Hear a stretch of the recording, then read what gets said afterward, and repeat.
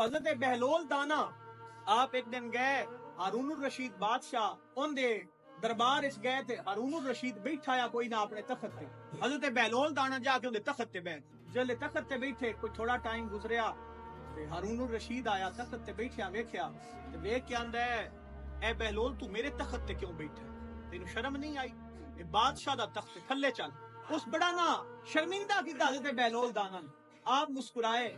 आप फरमाया तेरे तखत तू ले जाना मेरे दो सवाल ने उस सवालों ने जवाब दे तेरे तखत तू ले जाऊंगा बादशाह ते तू ही है उस क्या गल कर की सवाल ने तेरे। बहलोल दाना आख्या ये दस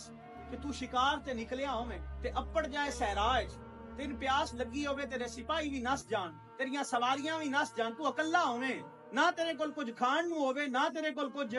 पीन नु होवे 2-3 दिन गुजर जान हुण तू मौत दे इंतजार विच बैठा होवे एक बंदा मशकीजा पानी दा लेके आ जाए और तेन आखे मैं तेन पानी पिवेना पर अद्धी बादशाही मेंदे चाहूं दे छड़ से। बहलोल ने बड़ा बड़ा सवाल किया तो हारून रशीद आख्या बिल्कुल दे देंगा रेस तू उत्ते की है मेनू एक पासे मौत एक पासे अद्धी बादशाही है अद्धी बादशाही दे देंगा अपनी जान नु बचावांगा। मैं ठीक है आप फरमाया हुण दूजा सवाल है दस जे उससे सहराज तेन पेशाब आया हो तेरे सिपाही तेरे संगी साथी तेनू ले आउन तू अपने महल्ले चों में डॉक्टर आउन आके तेरा इलाज करन लेकिन तेरा पेशाब बंद हो गया आखिरकार एक ऐसा तबीब तेरे को लावे जेड़ा आके आखे कि मैं शर्तिया दवाई देसा तेरा पेशाब खुल जाएगा ते मैनू देनी अद्धी बादशाही आ